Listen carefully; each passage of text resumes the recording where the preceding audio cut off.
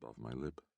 But his lips were soft, like slugs, as if there was nothing behind to support them. As we walked away from the pier, he told us that he forgot his teeth at home, and then, so as to prove that he was telling us the truth, he grinned at me, showing me his pink gums with cinnabar scars. He reeked of pine cologne, but a whiff redolent of rot and decay escaped his insides and penetrated the fragrant cloud. I hid my face in my mother's skirt. I heard his snorting chuckle. "Can we please go back home?" I cried. 5. We walked up a dilapidated, sinuous road exuding heat. Uncle Julius's sandals clattered in the tranquilizing rhythm, and I felt sleepy.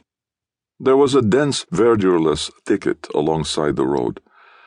Uncle Julius told us that there used to be so many poisonous snakes on it that people used to walk in tall rubber boots all the time, even at home, and snake bites were as common as mosquito bites. Everybody used to know how to slice off the bitten piece of flesh in a split second before the venom could spread. Snakes killed chickens and dogs.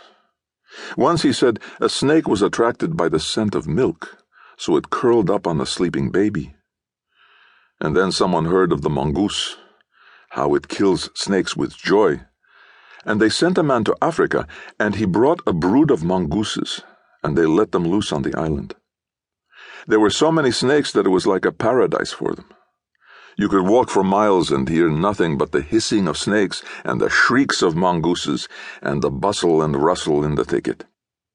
But then the mongooses killed all the snakes and bred so much that the island became too small for them. Chickens started disappearing, cats also. There were rumors of rabid mongooses, and some even talked about monster mongooses that were the result of paradisiacal inbreeding. Now they were trying to figure out how to get rid of mongooses. So that's how it is, he said. It's all one pest after another, like revolutions. Life is nothing if not the succession of evils, he said, and then stopped and took a pebble out of his left sandal. He showed the puny gray pebble to us, as if holding irrefutable evidence that he was right. 6. He opened the gate, and we walked through a small, orderly garden with stout tomato stalks like sentries alongside the path.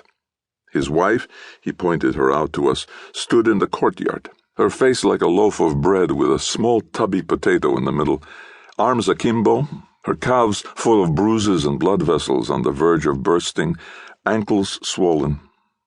She was barefoot. Her big toes were crooked, taking a sudden turn as if backing away in disgust from each other. She enveloped my head with her palms, twisted my head upward, and then put her mouth over my mouth, leaving a thick layer of warm saliva, which I hastily wiped off with my shoulder. Aunt Lyudmila was her name. 7. I clambered, dragging a bag full of plastic beach toys after my sprightly parents, up a concrete staircase on the side of the house, with sharp stair edges and pots of unconcerned flowers, like servants with candles on the banister side. 8. The room was fragrant with lavender, mosquito spray poison, and clean, freshly ironed bed sheets. There was an aerial picture of a winding island, Liet, it said, in the lower right corner, and the picture of Comrade Tito, smiling, black and white, on the opposite wall. Below the window the floor was dotted with mosquitoes, with a large green glittering fly or a bee here and there, still stricken by the surprise.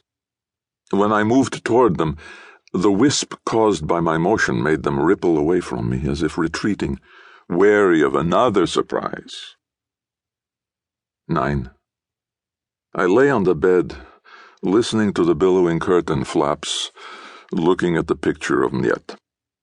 There were 2 oblong lakes touching each other at the top of the picture island, and on one of those lakes there was another island. 10. I woke up, and the night was rife with the cicada hum, perpetual as if it were the hum of the island engine. They were all sitting outside, around the table underneath the shroud of vine twisting up the lattice. There was a long-necked carafe,